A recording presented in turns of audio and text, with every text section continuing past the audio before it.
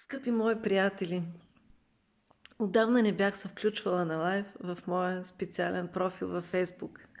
Нещата, които в последно време преживях, ме доведаха до едни невероятни решения, до едни крачки, които ако някой по-рано беше ми казал, не бих могла да предположа, да повярвам въобще. Ако от една страна си мислех, че щом живея близо 30 години в Австрия, благодарение на м, чувствата ми, историята, корените ми в България, има как тук нещо да промена, да донеса, да обновя. Обаче корена си казва думата и с течение на толкова много години, на толкова много вълнения, на толкова много решения, дойде времето наистина да чуя не само вика, но буквално крясъка на душата ми и да взема това решение, че няма по-жизнен, няма по-ключов, няма по-дълбок коучинг, взаимоотношения, любов, привързаност, най-възвишените чувства, ако не са народния език. Аз съм безкрайно щастлива, че нашия прекрасен син говори български език, че много обича България, че сърцето му е в България и наполовина, разбира се, в Австрия. Аз със себе си на днескашния ден с голямо облегчение, с много лекота всъщност, взех решение, че от сега нататък абсолютно всичко, каквото правя, ще бъде преди всичко на български язик. От една страна, това е като един нежен омаж на всички мои приятели, на всички мои близки и роднини, които до голяма степен им липсвах, до голяма степен трябваше паралелно да превеждам. И от друга страна това, че силата на корена си казва думата. Силата на корена е нещо, което е неминуемо, винаги остава дълбоко в душата, дълбоко в сърцето.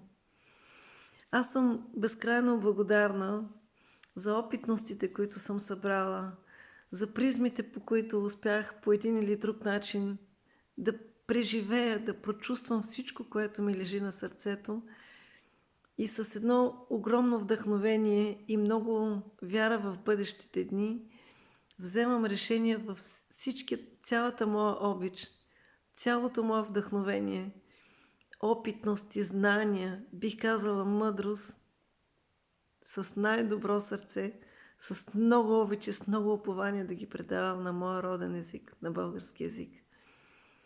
И минаха толкова много опитности, промени, неща, които, дето казват на български и на немски, даже един камък не остава върху стария.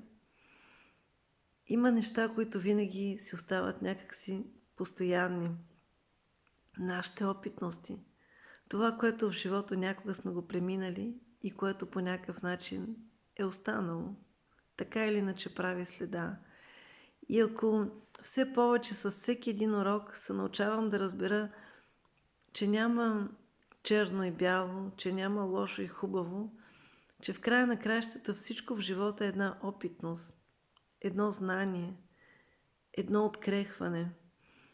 Та в тая връзка искам да ти кажа, че ако някой човек в живота е преживял драми, трудности, неразбирания, не искам да кажа грубата дума, скандали или нещо, те винаги в живота имат двустранен медал.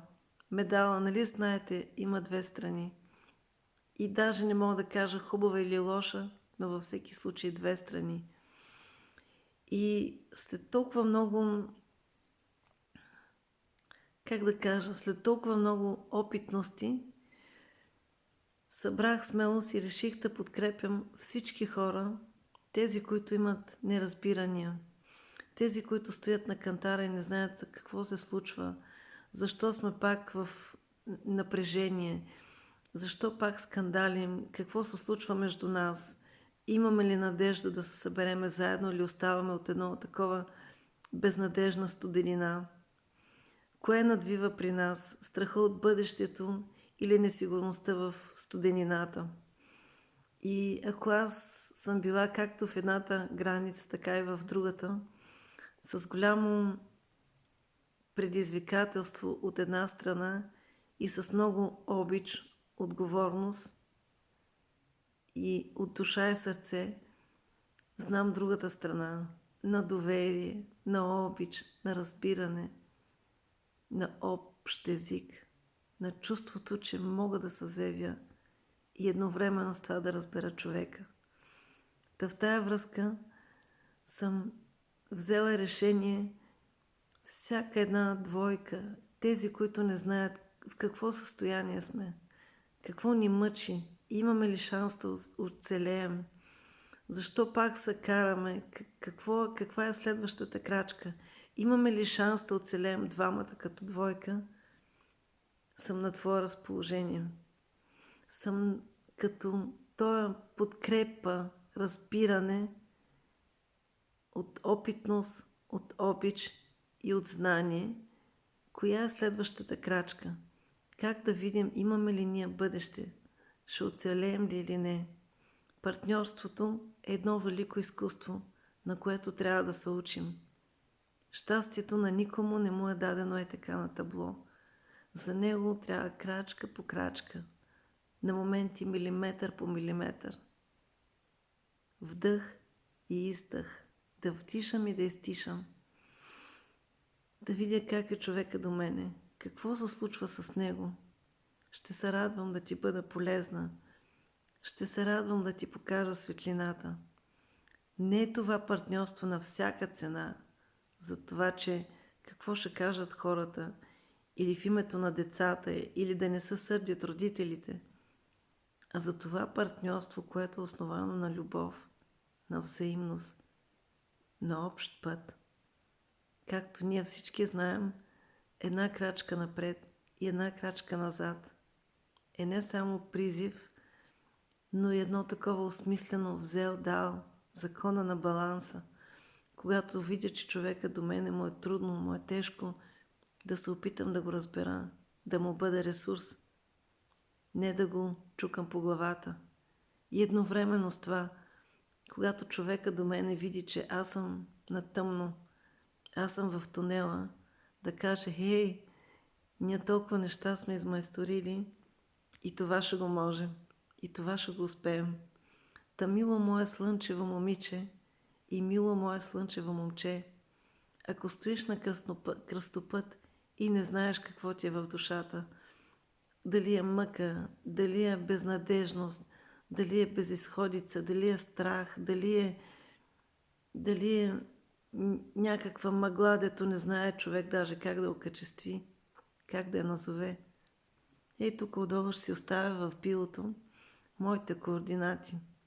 За тебе винаги имам едно отворено сърце и душа, с която да те чуе, разбере и подкрепи.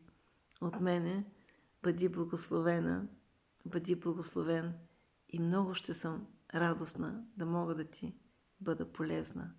От мене всичко добро и много обич.